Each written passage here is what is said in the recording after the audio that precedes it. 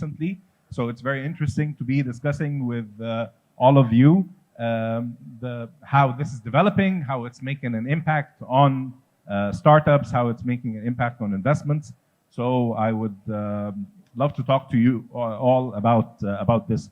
So I would like to start with having a brief introduction for each of you and to tell us about your role in your organization and what you're doing in terms of supporting entrepreneurship startups. So please, Dr. Muazzam, fadal. Thank you. Not a doctor. My name is Mozam Khan. I'm a serial entrepreneur, founder. Founded companies in the past, exited right out of Waterloo. Now I'm leading the Velocity Incubator, which is one of the largest incubators in Canada, affiliated with the University of Waterloo, and a venture fund with the University of Waterloo associated as well. Till date, we've supported around 400 technology startups with a combined valuation of $26 billion, focused all the way from student entrepreneurs to scaling startups. And excited to be here. And one of the reasons why I'm in Dubai is because we receive a number of applications from this part of the world in this region, and just trying to see what's going on here and how the ecosystems are evolving. Very good. Okay.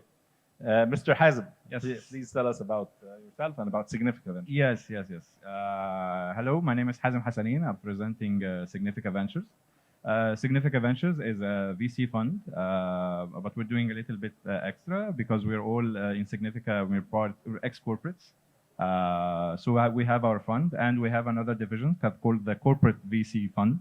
We're doing something called VC as a service for the corporate that want to establish their own investment vehicle but do not have the investment background or the legal vehicle that is needed to do this. We have worked with Telecom Egypt. We work with Vodafone. We're working with Saudi and Obaikan. And we have supported along our history about like 250, 300 startups. So basically, we're just connecting the dots between the startups and the investors or the startups and the corporates that they can help them. And we're making the best match that would even not necessarily imply investing, but at least a viable commercial partnership. Excellent. Thank you. Thank you very much. Mrs. Ayab, please tell us about yourself and your. Okay, so thank you for having me in this panel. I have, like all my life, I've been in tech industry, more or less, and in the past 15 years, I helped a lot of startups, especially in the early stage, to kick off their product out of the market, either in US, in Middle East, and in Egypt, for sure. And I've been in the regulated startup scene for a long time, like healthcare, FDA, HIPAA compliance, PCI. Like I've been through a lot of very heavy regulated startups. Yeah. And then I started Talents Arena as a purpose to help companies to tap into growth, because one of the major blockers of startups and companies is finding the right mix of talents that drive the growth. So that was Talents Arena. And in parallel, I've been mentoring a lot of startups with Plug and Play, Startup Factory, and other incubation and acceleration programs in the region. Professor Fahmida. Thank you, Hisham. It's a pleasure to be here. I'm Fahmida Hussain. I am from Middlesex University, Dubai. I'm the deputy director there and also the head of the computer engineering. I have a few hats that I wear under my deputy director role, but the one that I represent today is the founder and head of the Middlesex Innovation Hub. So I represent the university and the academia on this panel here, where universities have realized, and it's timely that we have, that universities are the breeding grounds for innovative projects, for future entrepreneurship. So we launched the Middlesex Innovation Hub just a little less than a year. In fact, we launched it at last year's Expand North Star, so close to a year now. And we were very fortunate to have His Excellency Khalfan Belhoul, the CEO of Dubai Future Foundation, doing the formal ribbon cutting for us. So the idea of the Innovation Hub, as many of the innovation and entrepreneurship cells that we have in the UAE and across the world as well, is really to foster that innovative mindset, that entrepreneurial thinking in the universities. Because we realize that students have these amazing ideas and projects, right? But what happens to those ideas when they graduate from university? They still think of employability as seeking jobs rather than creating jobs. Sometimes the best outcome that we see is students publish a paper out of their projects, their thesis, and then what happens after that. So that's where the Middlesex Innovation Hub and similarly other innovation hubs around the region come along to foster that entrepreneurial thinking and obviously to provide mentorship, coaching, support, networking opportunities, and many things that come along with it to really create that ecosystem. So I'm sure we'll talk more about the ecosystem and other things going forward, but thank you very much. Definitely. Excellent. Thank you very much. Dr. Haitham, very nice to have you. Please. Thank you so much for the invitation.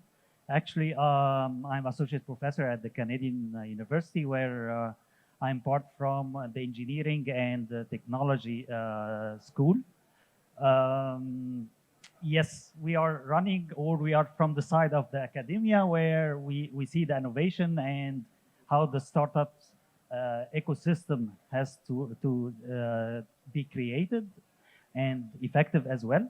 CUD, since 2017, we start a program called Creative Industrial, and this is complete entrepreneurship group where students has to start with their ideas and go to within a marketing concept and try to go for their startups by the end. And we have our incubator as well. This is serve the program and other schools and departments as well.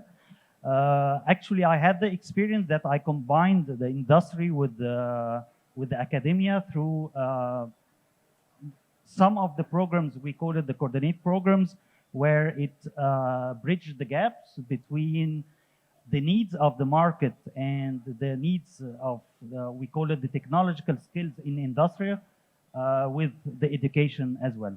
So I'm very excited to be to share the insights together and to be one of and to learn from the fellow parents as well. Thank you so much. Thank you very much.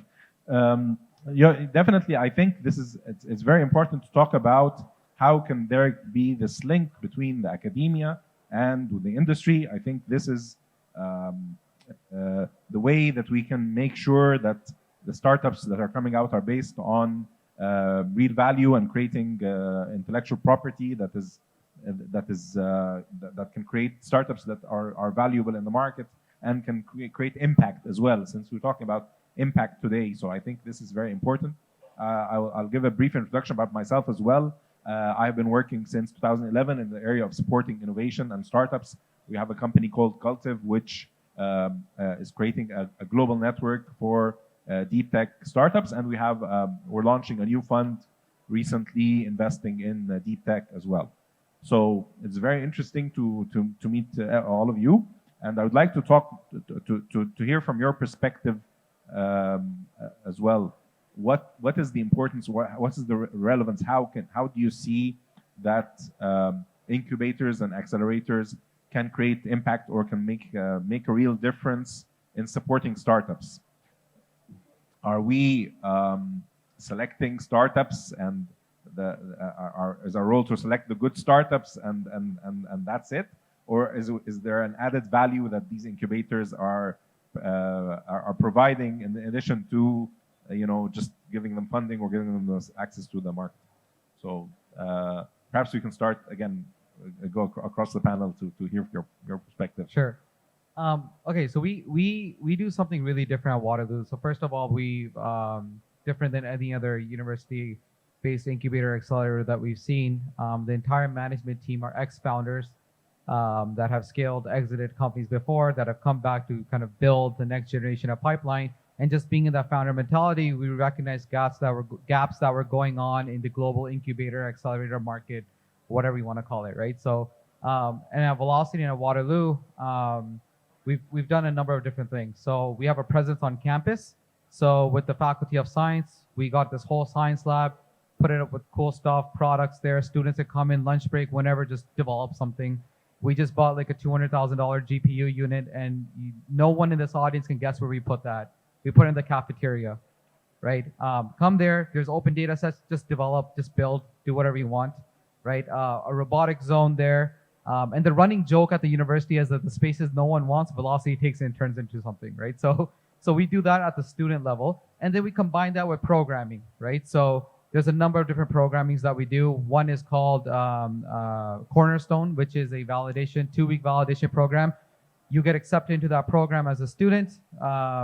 We give you $15,000. We work with the tech transfer office. They give us the funding for it. $15,000 for the student.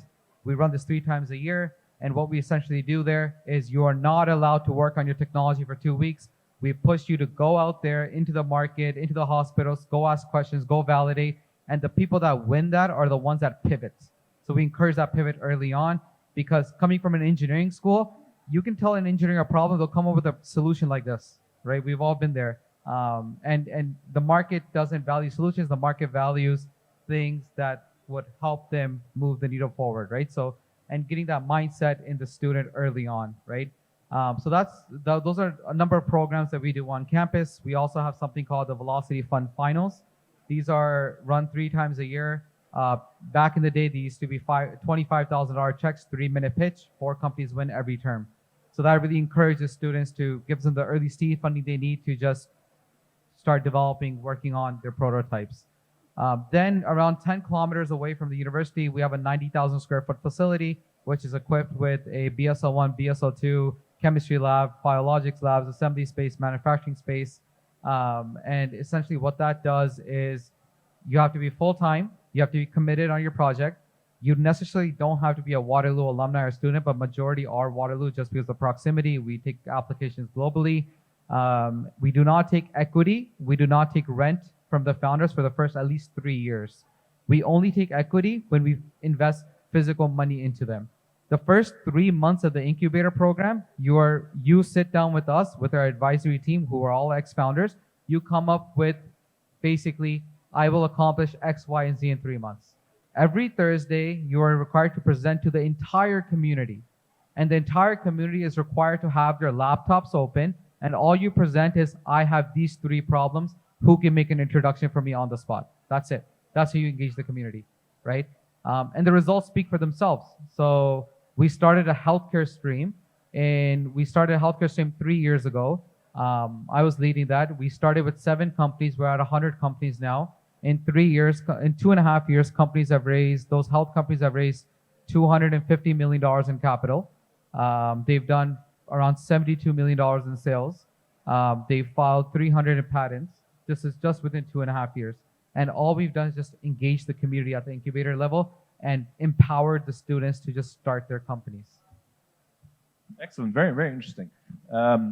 Mr. Hazem, you work with the opposite end of the spectrum, with the corporate. You're trying to get the corporates to invest in startups. So how is that going? Yeah, actually, let's start to generalize the problem statement that we're talking about here.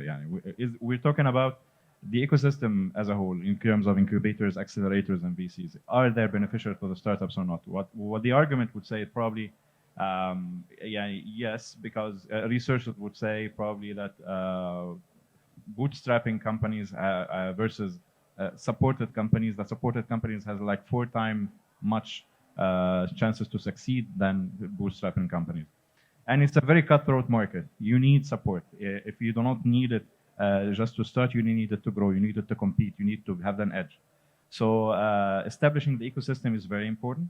We work, as you said, on the opposite side of the ecosystem. We are trying to encourage more organizations and more giants to jump in and take their fair share of the cake and offer the support they need, and also get the value out of that market, because we see an opportunity here.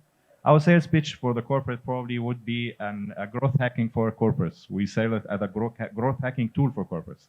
We do sit with them for intense and lengthy process where we see the strategy of the leadership team, we see the structure of it, and we see their product roadmap. And then we evaluate how can we jumpstart that product roadmap by just connecting them with the right partners. It's like collecting a Lego and doing the perfect match between the corporate and the startup. So you see, the startup need the validation and they need the market access. They need the stamp of an accelerator or an incubator or a corporate just to get introduced to the market, because we do not know the startup name, but we know Abakan, we know University of Waterloo, and we know we know Sequoia. If they stamp that startup, that's a stamp for a potential success. And this is much more higher possibility of a follow-on investment if just by joining some of these entities and getting your stamp on your startup for But it. is it also correlated with the success of the startup, or is it just the support? Statistically, yes. Yeah, researchers say yes. It has a statistical significance on the success of the startup because they are getting connected to an ecosystem that is harder to get integrated to without these entities to back you up. It is. We don't say it's impossible without them. Yes, it's possible, definitely, and we've seen many bootstrapping companies that are now becoming legends. But it's really hard. As we say, the competition is really hard, and and there are many hands that are extended to you and willing to help. So why not reach out and join someone? Yeah. This is Aya. I think you're somewhere in the middle between coordinating the two, but I think what you mentioned is very challenging. Also, industries, the healthcare and so on.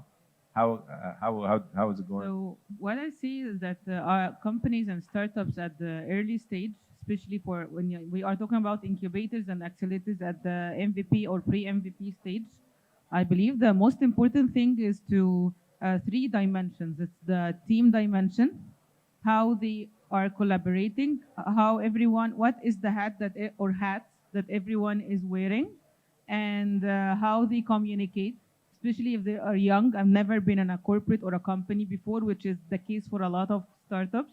And that actually, I see it as a direct ingredient to failure if they don't know how to collaborate and how to, how real business life looks like, how to put feelings aside, when to be emotionally intelligent, when to be discreet. This kind of secret sauce that brings teams together. And the second ingredient is about the idea. And here I say it's more of the go-to-market strategy and how this, the validation about the idea. So, okay, so guys, engineers, we bring tons of ideas every day. Which of it is really implementable? How the market and the sense and respond cycle between the creator and the user, this kind of cycle, are they aware of it? And what are the tools that they can early on validate their ideas and make something that really someone gonna use? So I've been in the software industry for 15 years. I have seen multi-million-dollar projects just fail away, a lot of waste, a lot of wasted projects, a lot of failed startups, a lot of tragedy, just because people didn't have this kind of down-to-earth connection with the markets that they are serving. So when they have this kind of disconnection between their fairy tales and the actual life, this is the major role of the incubator and the early stage people, to just give them this kind of the reality shock that, guys, you need to generate money, you need to sustain yourself. We will not be at your back when you are up and running. So that's number two. And number three is about basically financials and how they manage themselves for spending perspective, the ROI on everything, the true north of the company, and the true north should be usually tied to gross, to revenue, to how they really have their eye focused on indicators. I usually say to my startups that I mentor that strategy is about saying no, building up the muscle that when you are presented a very compelling opportunity that doesn't match your true north, you courageously say no. So you don't derail, because along your journey you will find a lot of fancy opportunities, and you fancy like free trips, free conferences, a lot of free or things stuff. that give you a bunch of money, but it might take you off your track, right? Yes.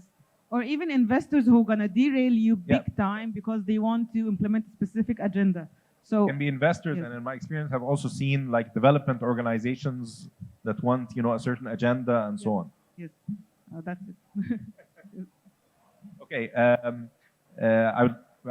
As we move on, I think I want to throw another idea in the mix here. What are the new trends or the new models that incubators are experimenting with?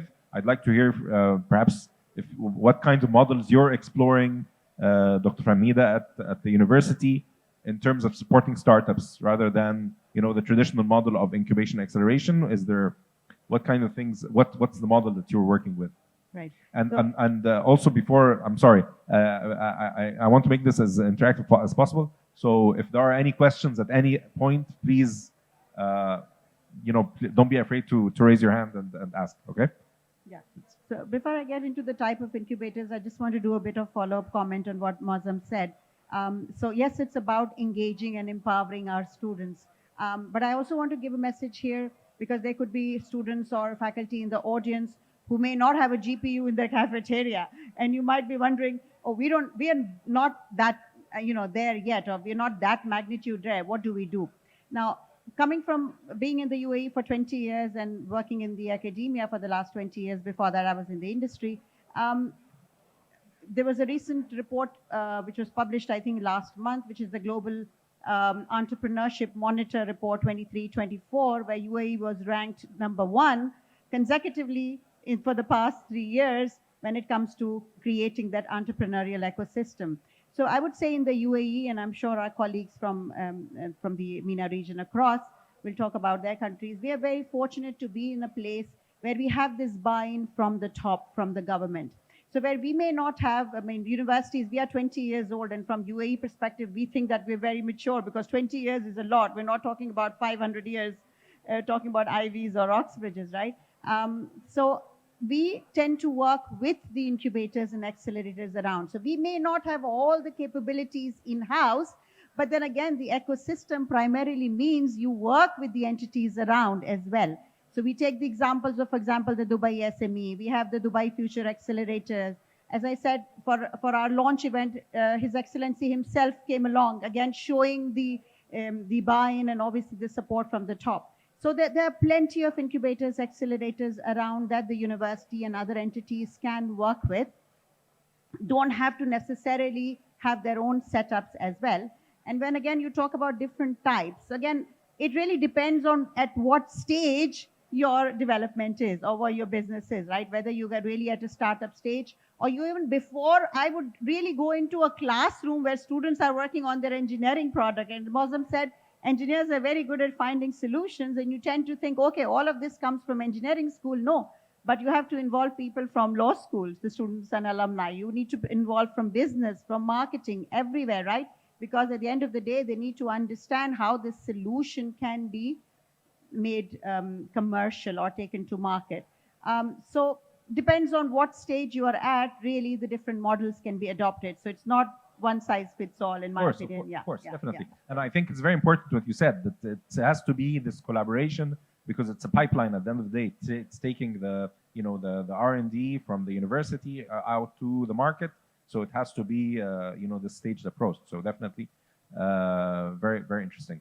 Dr. Haytham, please tell us also a bit more about how you think you're making impact with what you're doing and the model that you work with. Yes, actually, to emphasize what my colleagues also mentioned, that from the perspective of academia, if you see for the normal traditional school and programs as well. So we had graduation projects, and we have programs or courses with a number of projects, and at the end, students have tons of ideas, and at the end, nothing is done. What they are looking for is just that they should be graduate, find a job, create a job, and go for a job. The concept of the entrepreneurship and the concept of the incubators reshape the academia itself, meaning that reshaping, meaning that we inherent courses like innovation courses, like entrepreneurship courses, where we have a multidisciplinary from different students from different programs engage with each other. They do the part of marketing, some of them in one team, one responsible for marketing, another responsible for applying, and so on. So there's a type of exchange of information, exchange of experience within first year student and the second year students.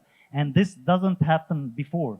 Before, student go as a senior student, and then after he explored to the workplace, he received those experience coming from to be leadership, how they do a type of marketing and so on.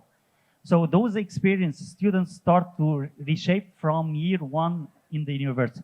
So curriculum changed with inherent some courses regarding innovation, entrepreneurship, the type of competitions. We were going to a competition, especially for engineering, IEEE competition, ACM competition, which is a very specific competitions.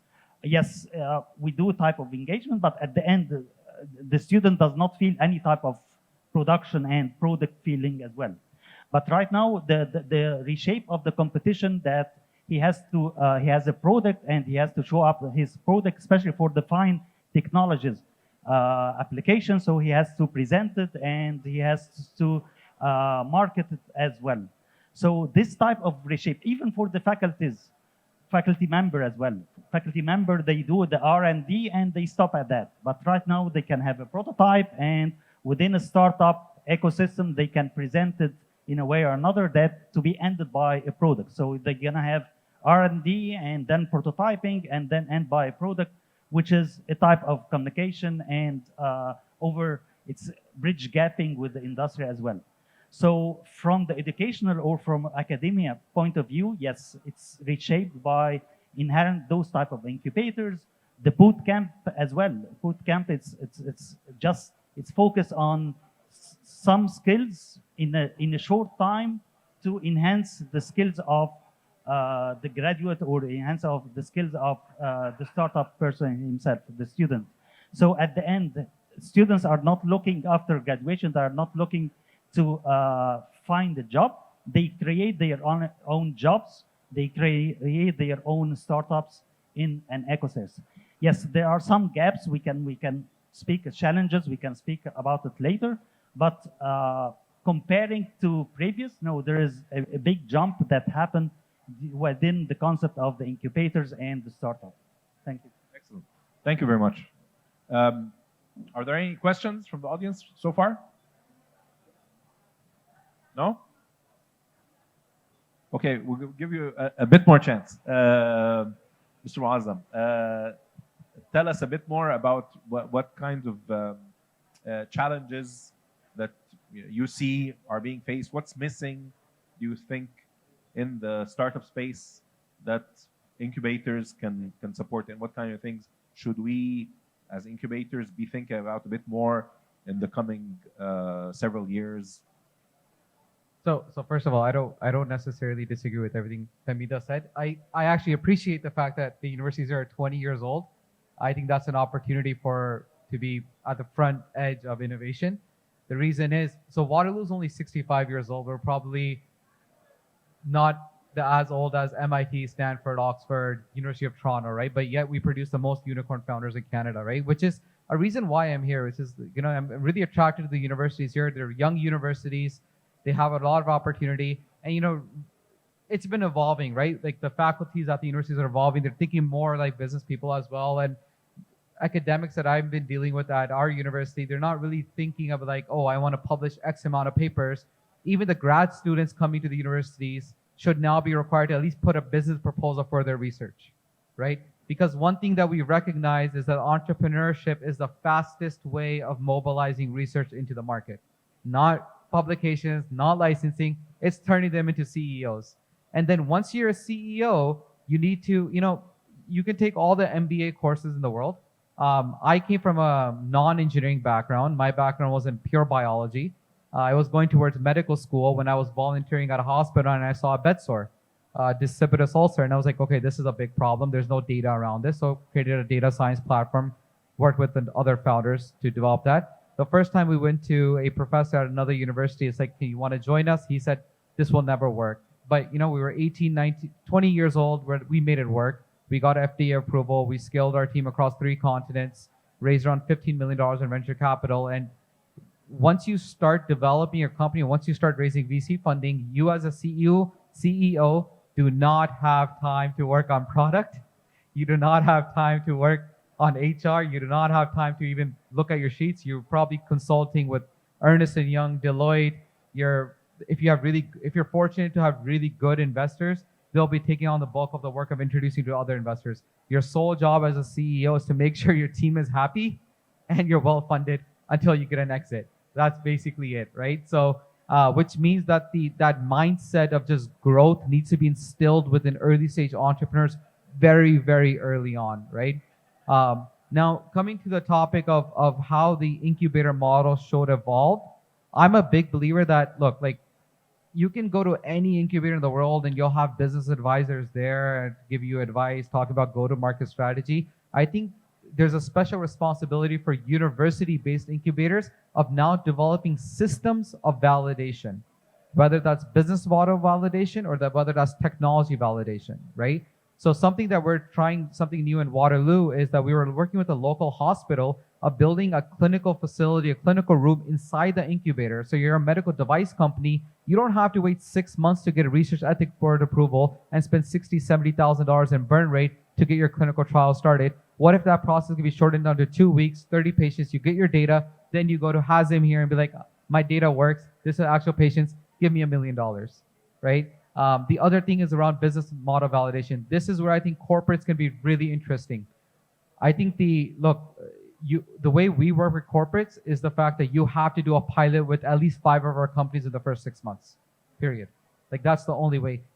We, as incubator leaders, we've been very kind of, we want to work with all these corporates, we want to bring in the VCs. To be honest, you guys are the deal flow for these people. They should be paying you to be a part of your incubator, to be completely honest with you. Like, that's the way I feel about this too, right? And if you want to work with corporates and corporates want to work with you, the best thing you can do for founders is like one of our founders has developed this AI solution, does XYZ, or automates certain last mile solutions, whatever. You are this company, do a 3-month pilot or commit to a 3-month pilot in a sub department of your corporation, right? What that at least does in 3 months is it gives the founder the right information they need in order to then scale, right? Where, a lot of the times where this corporate experience comes into startups, it doesn't really help the founder move in the right direction, right? Because a lot of the corporate people, the CEOs, COOs, VPs, executives have never really founded companies themselves. So it's very hard for them to kind of see the actual grind work that takes on as a founder or a CEO. The best thing we can do with corporates is basically do pilots with our companies ASAP. Get that started. You have to commit to X amount of pilots in the first 3 months, 6 months. The thing we need to do as incubators for venture capitalists is, depending on the size of the fund, can they commit a certain small percent to early stage investment? I'm not talking about hundreds of thousands of dollars in capital going to a company. I'm saying that, if a company comes to one of your incubators, they're there, and you have a VC that commits 5% annually to your incubator, that I will make small check investments, $25,000, $50,000, $100,000 on an MFN no cap safe agreement, something very quick that at least gives them the confidence boost to the founder that, I'm working on something good because I've done that validation, the VC is attracted, I've done a pilot, I can be a founder. Just that small confidence boost can really uplift their morale. And look, they fail as a founder, that's not a failure. They will come back with another idea because the bug is in their head now. They will never stop building. They will never stop, even if they join a corporate company or they join a multinational, they will be an entrepreneur there. So you're actually developing the future generation of the workforce, because people don't really want to be, stuck to their desk all the time. So if they're giving the flexibility of being creative, and what you're doing with your incubators and the incubators around the world is, we need to be targeting of creating creative people. You give them any problem, they can come up with a solution. I think that's the beauty of entrepreneurship, right? So I think that's how it should be evolving. Excellent, excellent. I think there was a question over there. Thank you. That was amazing. Thank you so much. So I'm coming from a background where my company, we sell to universities, but at the same time, as everybody can see, there's a huge antithetical energy here. And we're trying, of course, in your case, you're bringing together, for example, corporations and startups so that they can work together. But I can already see that there's a huge difference. For example, you pointed to the longevity of a university to its credibility. For example, the Ivies and Oxfords, they have the 500-year histories. But in a startup, we are, as founders, I've been in university full-time for 13 years, but as a startup founder, I think totally opposite of academic in terms of the mindset. So how do you, as incubators and accelerators, find crazy people that are going to be founders in your cohort and also among the professors and yourselves that are entrepreneurial? How do you foster and find such people? Excellent. Thank you. Does anyone tackle that question? I probably can pick that up because I've seen the both ends of the spectrum, the corporates and the academia. I just want to add a little bit of context here on the academic story of the process. The importance of the academia in the ecosystem is really undervalued, and the most people that undervalue the academic impact in the process are the academics themselves. Because when you see an ecosystem like what we say Silicon Valley, an example, Silicon Valley wouldn't have been Silicon Valley without Stanford. No way. Okay, so Stanford built in the Stanford alumni and the Stanford incubator systems and the technology office in there and the patent office that they built and the licensing office that they built is the one that pushed the technology transfer and pushed the ventures vehicle towards building something that is now a phenomenon that is ruling 25% of NASDAQ. Yeah. So the challenge here, as you said, definitely is the perception of the academics on their role in the society. They always see themselves as the scientists. They always see themselves as the reference for truth and innovation and research. But they rarely see themselves as the ecosystem builders. So what you see now, what you see Famida is doing, what you see Dr. Haytham is doing, what we see actually Muazzam is doing, this is rare. This is not something that is in every academic. So yes, I agree with what you said, that the academic landscape need to see themselves differently and to see their value differently to cooperate with someone like you. But they are the true value of them is to creating many people like you, because they have a never-ending supply of talents and brilliant people. You know, I'm sitting there next to a CEO that has been a CTO that is a female. This is a unicorn in itself. All alone.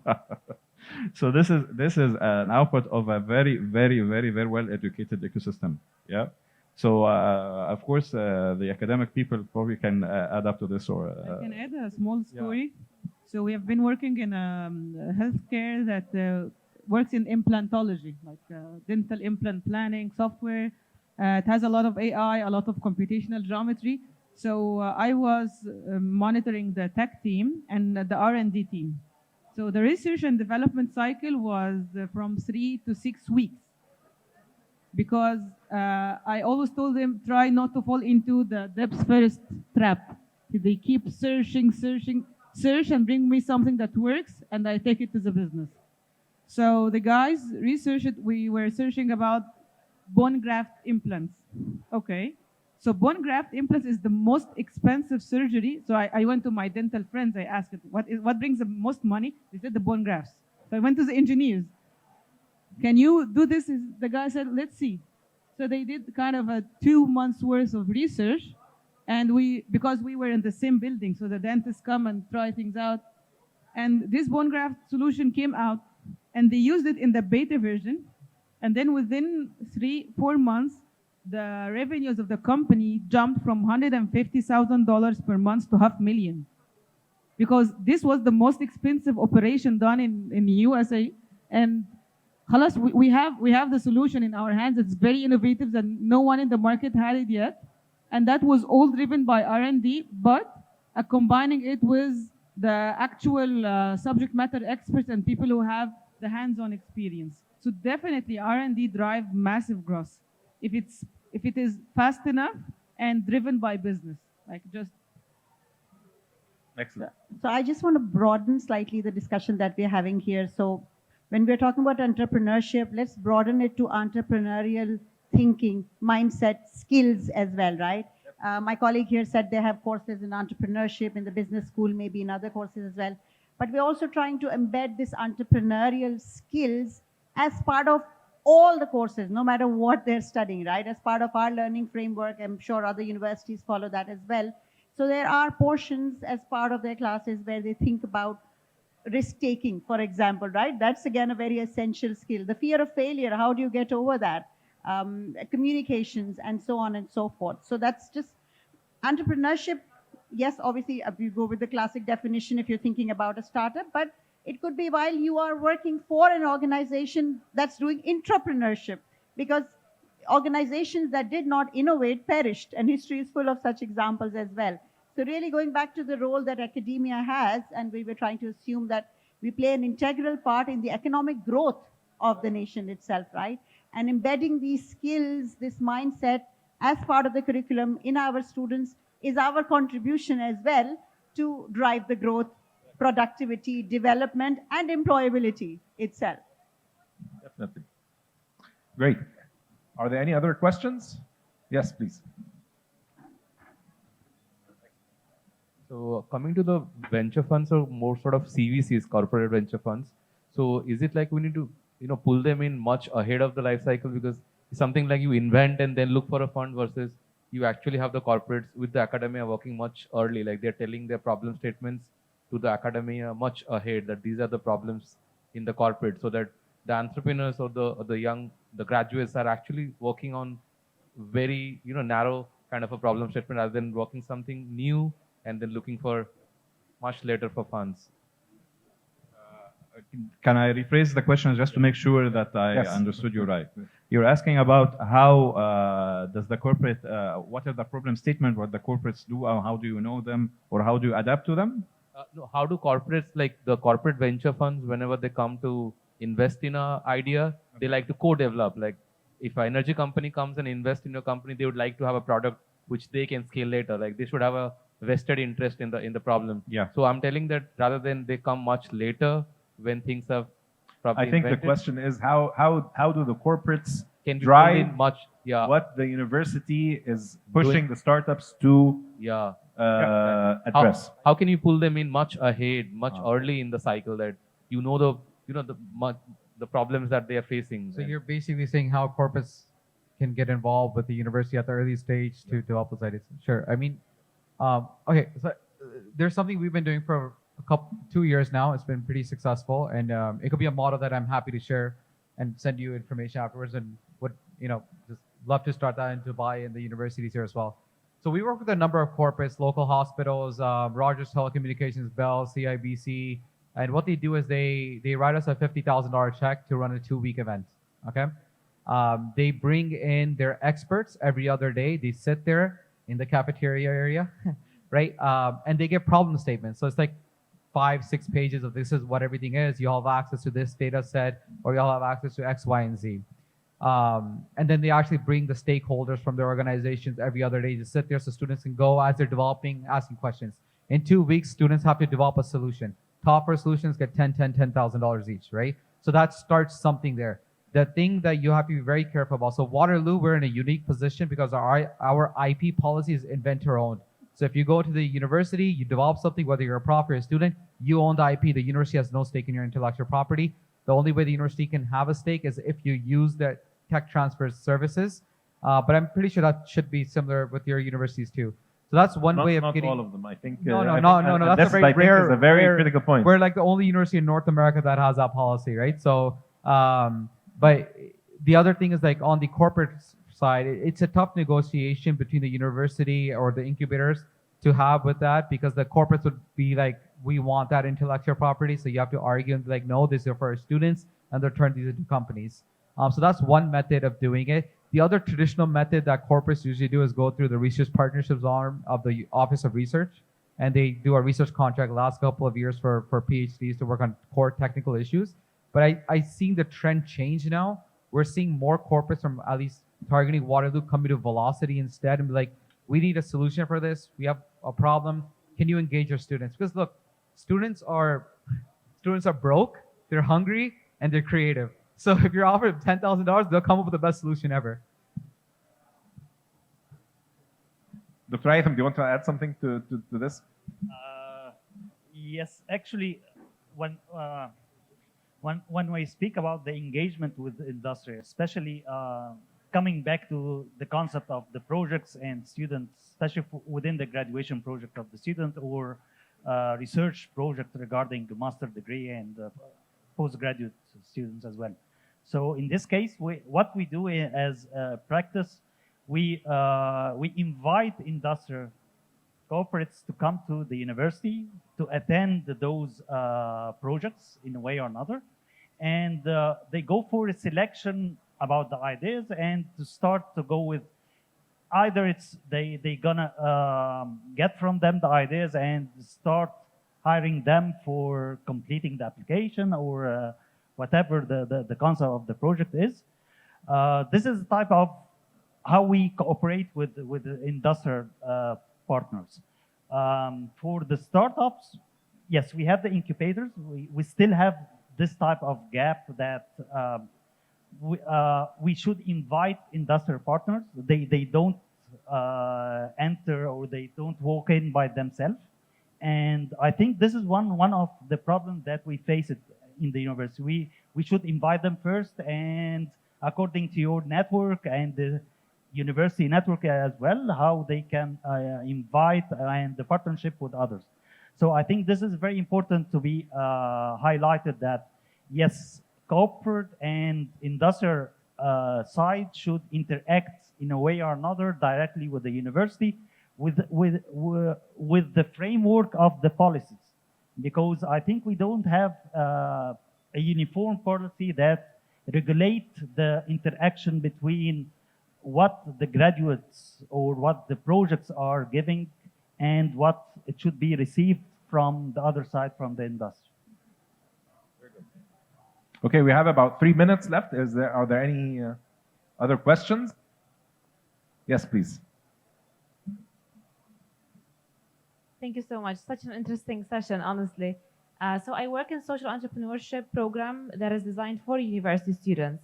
And what I have been seeing throughout the past 5 years in my work experience is that the students are still facing the issue of understanding how entrepreneurship can serve them in the different majors that they are studying.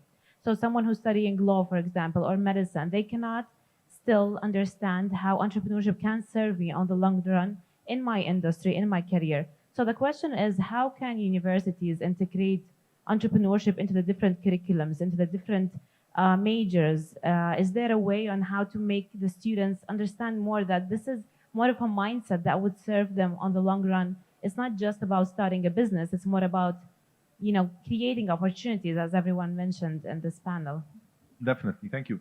I this can one for the take that university. question. Go So ahead. that's precisely why we created a Middlesex Innovation Hub. So to answer your question, first of all, as I said, as part of our learning framework itself, so it's not just courses or pathways of entrepreneurship as in the courses, as part of the learning framework in every program, no matter what you're studying, from law to engineering, entrepreneurship is embedded into the curriculum. And again, when I say entrepreneurship, entrepreneurial mindset, competencies which are attached to it. And obviously those are measured in terms of how the students are receiving that.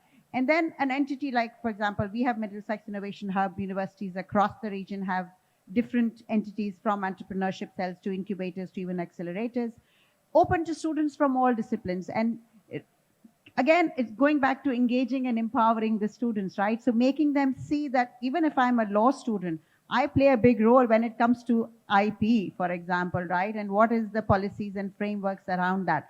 So awareness in the university. So an open hub is a place where students from across programs come and interact. They hang out. They have, again, we have these networking sessions, invite industry and government, and they hear from experts from the industry. And this is, so it's really breaking that, I would say, misconception. It's only coming from engineering school, for example, or only from business or entrepreneurship MBA pathways. Open to everyone. So awareness and really engaging and put them together. So we practically, when we started out, we said, okay, we have this, you know, internal competition that we are hosting, and we want 1 student from law school, we want 2 from business, we want 2 from engineering. We got our faculty involved as well, because it's not just awareness in the students. Sometimes faculty are operating in their silos as well. Whether we like it or not, publication research still, you know, it tends to be one of the criteria for promotions as well, right? So really getting them out there, getting their students in there, getting them involved as well. So as part of the Innovation Hub team that I lead at the university, we have a faculty member from each department to get the message out, to get the students engaged. You know, it will have this nice dominoes effect on everyone, and everyone will gradually start getting involved. So each one of us in our own way, are trying to create this impact because we have clearly realized that it's going to start from universities, and we have an integral role to play in all of this. Does that answer Excellent. your question? Can I Great. I need to Yeah, add- well, we've run out of time, but if you have just for 1 minute, please go ahead. Yeah, I completely agree with you. University, it's one entity among Mazam, Hazim, and Aya as well. So those are our entities where we cannot, as a university, academia only cannot stand alone. This means that something like, as we mentioned, yes, we are giving the knowledge part, but still the practical part on hands by those guys. So they are doing the part where we need to integrate it with the academia as well. So as one hand, university only cannot do it by itself, 100%. I completely agree with you for that. That's why we need to do a type of partnership with industrial partner as well. Thank you. Yeah, I think the lesson learned or the takeaway from this is it's a conversation that has to happen both ways. The university is learning how, as you mentioned, to integrate learnings from the entrepreneurship industry, and the industry definitely, as you mentioned, wants to extract as much as possible from the university. So I think it has to be an ongoing conversation between the two parties all the way. So we're run out of time, unfortunately. So thank you very much for all of you for your time and for your thoughts. And I hope you have the rest of a nice day. Thank you.